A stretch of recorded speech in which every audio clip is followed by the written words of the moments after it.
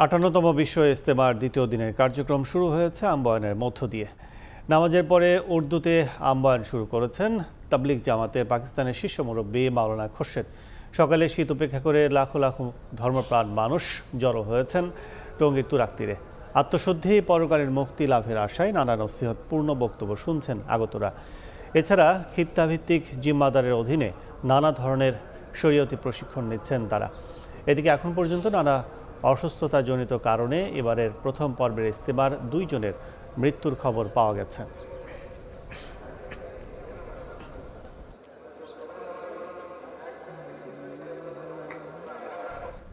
এই মুহূর্তে ইজতেমা ময়দানে আছেন সহকর্মী তোহা খান তামিম। সরাসরি যাচ্ছে তার কাছে।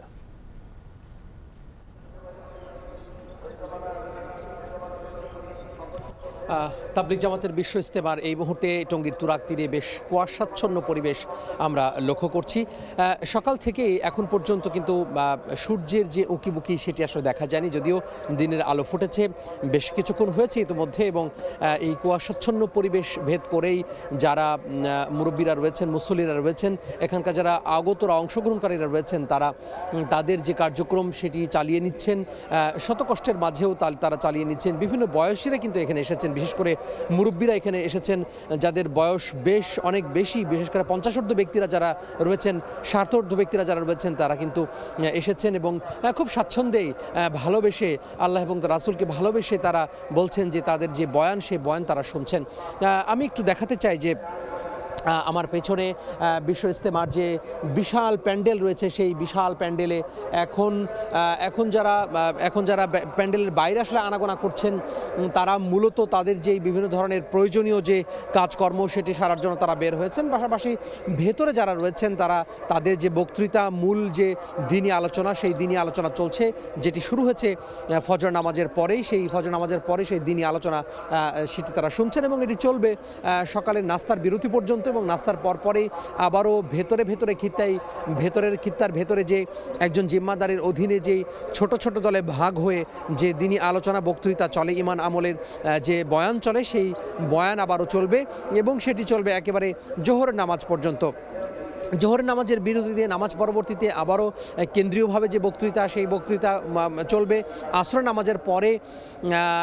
নামাজের বিরতি দিয়ে আসর নামাজের পরে আবারও বক্তৃতা হবে। এবং আজকে একটি চমক রয়েছে, বিশেষ করে আমরা জেনে থাকি বা প্রতি বছরই হয়ে থাকে এটি, যে যৌতুকবিহীন বিয়ে হয়ে থাকে, অনেক জোড়া বিয়ে হয়ে থাকে, 50 জোড়া, 20 জোড়া, 100 জোড়া পর্যন্ত বিয়ে অনুষ্ঠিত হয়ে থাকে এখানে। অর্থাৎ 50 যুগল যে বিয়ের কথা বলা হচ্ছে, সেই বিয়ে আজও কিন্তু আসর নামাজের পরে অনুষ্ঠিত হওয়ার কথা রয়েছে এখানে। আসর নামাজের পরে যৌতুকবিহীন বিয়ে সেটি অনুষ্ঠিত হওয়ার কথা রয়েছে এবং এটি পরিচালনা করবেন মাওলানা জুবায়ের সাহেব। এবং আমরা আয়োজকদের পক্ষ থেকে জেনেছি যে আগামীকাল সকালের দিকে, অর্থাৎ 9:30 থেকে 10টার মধ্যেই আখিরি মোনাজাত অনুষ্ঠিত হবে এবং আখিরি মোনাজাত পরিচালনা করবেন মাওলানা জুবায়েরুল হাসান।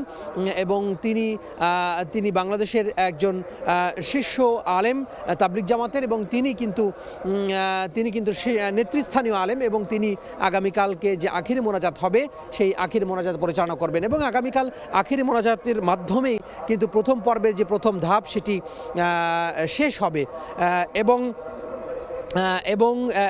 এই প্রথম ধাপ শেষ হওয়ার পরে কোনো বিরতি ছাড়াই আবারও কিন্তু সোমবার থেকে 3 দিনের যে দ্বিতীয় ধাপের যে ইজতেমা, প্রথম পর্বে যে দ্বিতীয় ধাপের ইজতেমা, সেটি আসলে শুরু হবে বাকি যে জেলাগুলো রয়েছে সেই জেলাগুলো নিয়ে। তো এই মুহূর্তে আসলে বলা যায় যে বয়ান চলছে এবং এই বয়ানের ভেতরে যারা আলেমরা রয়েছেন, বক্তৃতা দিচ্ছেন, তারা মূলত বলার চেষ্টা করছেন যে এই যে দুনিয়ার জীবন কিন্তু ক্ষণস্থায়ী জীবন। স্থায়ী জীবনের জন্য তাদের যে প্রস্তুতি, সেই প্রস্তুতি গ্রহণ করার কথা বারবার করে তারা বলছেন এবং তারা প্রশিক্ষণ নেওয়ার কথা বলছেন, মৃত্যুর জন্য প্রশিক্ষণের কথা বলছেন, যে মৃত্যু যখন চলে আসবে মৃত্যুর প্রস্তুতির কথা বলছেন। যে কোনো মুহূর্তে কিন্তু মৃত্যু চলে আসবে এবং মৃত্যু সন্নিকটে, এবং সেই মৃত্যুর প্রস্তুতির কথা বলছেন যাতে করে মানুষ ঈমান নিয়ে এই দুনিয়া থেকে বিদায় নিতে পারে, মানুষ যাতে ভালো চরিত্র নিয়ে, এই ভালো কাজ নিয়ে এই পৃথিবী থেকে বিদায় নিতে পারে। তো সব মিলিয়ে বলা যায় যে এখন বয়ান চলছে এবং এই বয়ান চলবে আরও বেশ কিছুক্ষণ, এরপরে নাস্তার বিরতি, তারপরে আবারও থেমে থেমে যে দিনী আলোচনা, বিভিন্ন যে তাশকিল হবে, বয়ানে তাশকিল, সেই বয়ানে তাশকিল চলবে, বিভিন্ন ইমান আমলও চলবে এবং জিকির আজগার চলবে। তো এই ছিল টঙ্গীর ইজতেমা মাঠ থেকে আমার হাতে সব শেষ। এতক্ষণ সরাসরি ছিলাম টঙ্গী বিশ্ব ইজতেমা ময়দানে।